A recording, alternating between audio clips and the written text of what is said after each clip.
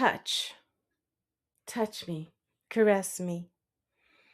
These are things that we don't normally say. And if you say it in a book, it can be a little cheesy. But if you say it the right way, or better, show it the right way, now we're cooking. And let's talk about love and feeling alright. And let's talk about love. Yeah. Hi, I'm JLD, published author of Spicy Romance. I also offer services in cover design, coaching you in writing and through your publication journey, and I also do some editing. You may find those services on my website, which is barnowlbooks.net. Links are below. The art of touch is one of the many arts of sensuality. And if you want to write effective love scenes, you really want to perfect the art of sensuality descriptively. And it's difficult sometimes because we are not always, it's not always easy to open ourselves as writers to these things. I think that's generally difficult in any kind of sex scene. It is a bit of a vulnerable thing to put on page. Why is touching important? Well, honestly, the biggest reason is because your characters aren't just lips and pieces. They have a whole bodies. We're talking about faces, we're talking about hair, we're talking about everything else. Arms, tender spots, all the little erogenous zones. Touch is incredibly important when it comes to arousal. And if you want to write an effective love scene, you have to build arousal in your characters. Sometimes this starts way before the actual love scene ever starts because you're building that anticipation. And not only for the characters, because you do want to make the seduction believable, but also for your readers. Because we aren't just causing our characters to fall in love and seduce each other into making love, we are seducing our readers too. I know that sounds a little naughty. Stop it. But it's true. You want this to be believable. You want them to fall right into it like, oh, yay, this is happening. That is part of being a good spicy writer.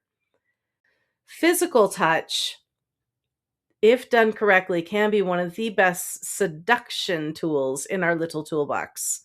So you want to start with fingertips. Of course, hands are the most important thing. We touch most things with our hands because we're people, we're humans. It's a thing.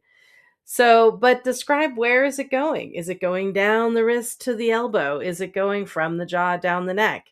Where the touch is leading can also be very exciting. And sometimes you don't always have to say exactly where it lands to know where that touch is going.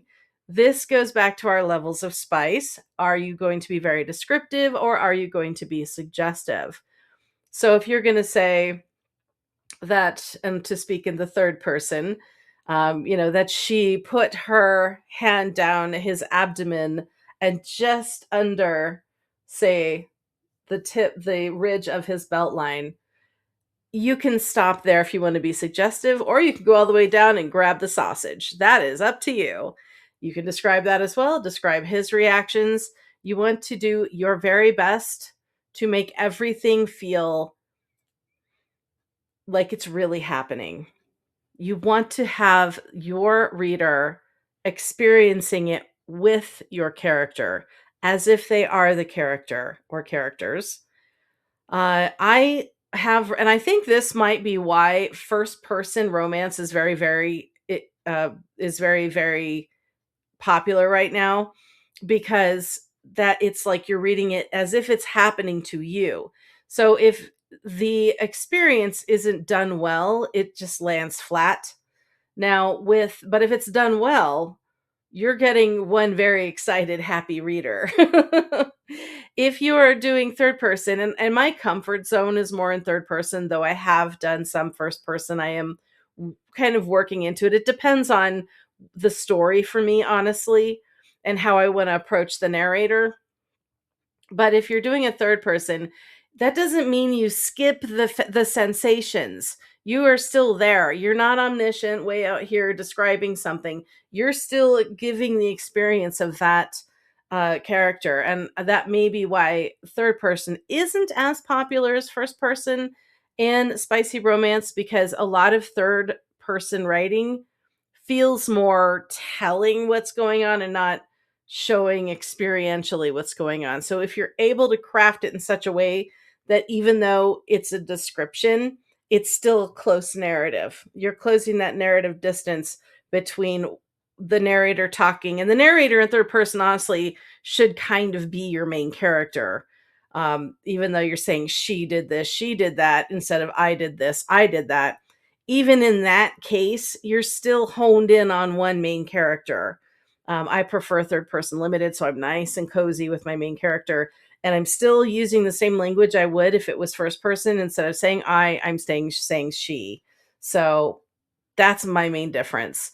When we're trying to write something experiential, put yourself in that place mentally.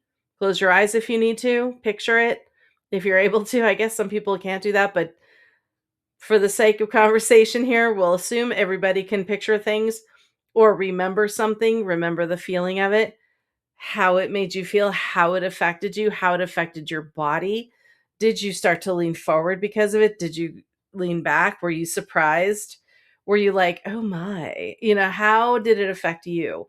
Put that on page. But if you can close that narrative distance and really describe the tingles on the arm, how the skin is on fire, leaving a trail of shivers, you really want to stretch your vocabulary. Have a thesaurus on hand, or have like Google or something like right on your second screen. I always do. I also have, I'm using it as a prop up for my camera, but I've got the Erotic Writer's Thesaurus. My husband gave it to me as a birthday gift, and I love this book. It's like this freaking thick, and I love this book. It helps you with so many experiential words that so that you don't get stuck saying he touched her here, he touched her there, or and she had shivers, oh more shivers, oh chills, ooh butterflies. It gives you a nice big round vocabulary so that you can give the reader a bit more of an immersive experience. There's also something called the emotional thesaurus, which helps us with body reactions. Highly, highly recommend this book. It's done by a couple of gals who've actually written several series of thesauruses. The emotional thesaurus is a fantastic resource. I've got it hidden. I'm in the middle of moving, so a lot of my stuff is packed. But the emotional thesaurus gives you actual body reactions. And sometimes just reading extra definitions of things opens that creative channel. So now you can think of different ways of saying something. You don't have to quote that book, but you go, oh, that's a great way of looking at it. Let me try this. But touch is going to be our first indicator of seduction. Where people are touched. Is it along the jaw? Is it down the throat? Is it along the ears? Are they touching along the side of the ribs or the low, small part of the back? Are we going around the rear end? Is it legs? Is it ankles? Is it feet? Is it just someone else's hand? You want to describe not just touch has intention behind it. So you want to describe not just that the thing itself is being touched, how it's being touched. Is it soft? Is it caressing? Is it a feather light? Is it aggressive? So is it a grab? So you really want to describe the intention behind the touch. Then if the character is having a reaction to that, because we are not planks of wood here, we are feeling everything emotionally, and we might be thinking about it too, cranially. So you want to remember, what is that inspiring something? Is that touch inspiring a flood of joy? Or is it, maybe a little, depending where and what is being touched, you're going to have a flood of something. So don't forget, every part of the body does a little something different and has different intention. So if someone is going to be very subtle, they're flirting, you might just touch along a wrist or a hand, or a shoulder or an arm, a little bit on the back, just something very polite, but hinting at possibilities later. You would like a little suggestion in your touch if you're trying to get seductive. If you're really leading into it, now we're going to have a firmer pressure. So, pressure is also important. Is it a light? Is it tentative? Is it fearful? Is it nervous? Or is it, oh, yeah, we're going for this. Let's go. We're touching strong. We're touching hard. We're really caressing and rubbing. But is it more of a come hither touch, or is it a, is this okay touch? There's a lot of difference there. Touching is where we start. So you want to be very specific. Erogenous zones. Are they touching an erogenous zone? How do they know if they can go down there? Are they just going to try it, or are they going to ask about it? Depends on the characters and the story. Have they been waiting for this for a really long time? And it's like, yes, come here, touch all the things, go. Or is it a, no, I'm not ready for that, wait, or should they say, is this okay? Consent is a really big thing right now in romance literature and spicy romance. It's important for people, for readers more than anything, to feel safe. And consent can be handled in a very tactful, still romantic way. And that can be just a touch somewhere, and is this okay? And the response doesn't even have to be verbal, if you know what I mean. Sometimes the response can be a more aggressive touch. So if the man is starting to caress her hind end and he says, is this okay? And she doesn't have to say, yes, touch me harder, touch me more. Oof, please watch your cheese level on this. Be tactful. I mean it.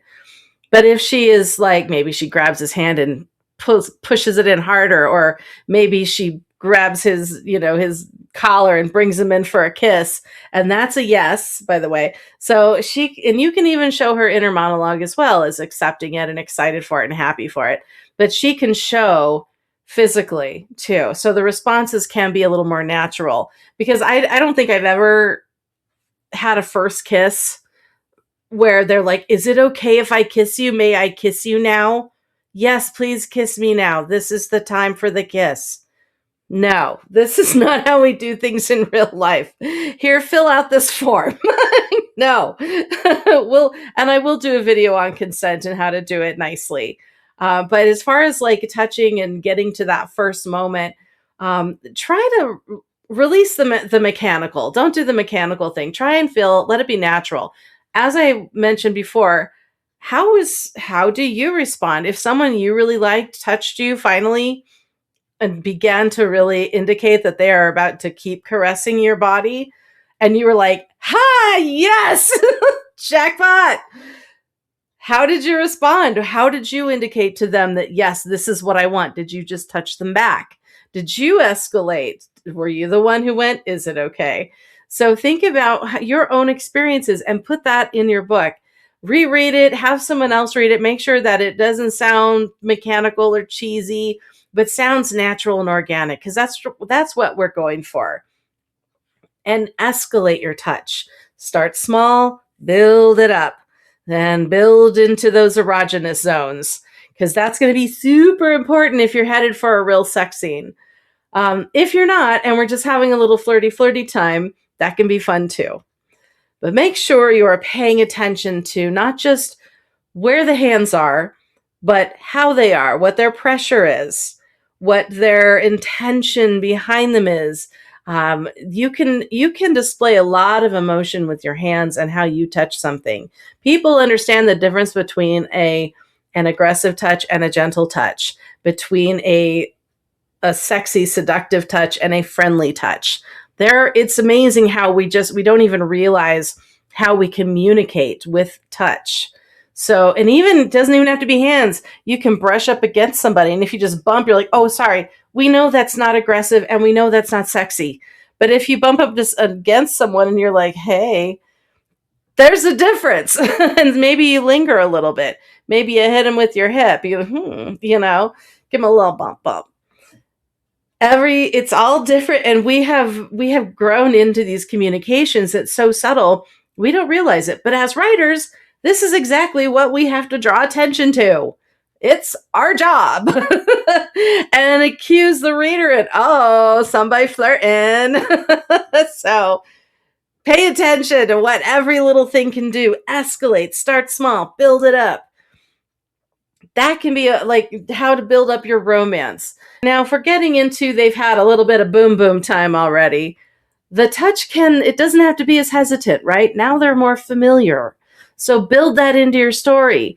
You know, maybe he's playing with her hair. Maybe he's like doing something that's more familiar and more, now it's acceptable. Now he can touch her anywhere, anytime. And that's okay. Or she can touch him anywhere, anytime. Now she's being more playful, more aggressive. Maybe they're being a little bit more hopefully they could be a little more forward with each other and be a little more honest and communicative with the intention of their touch and where this is going to go. So I hope that was helpful for you. Once again, I am JLD, and thank you for visiting my hotspot. And let's talk about love.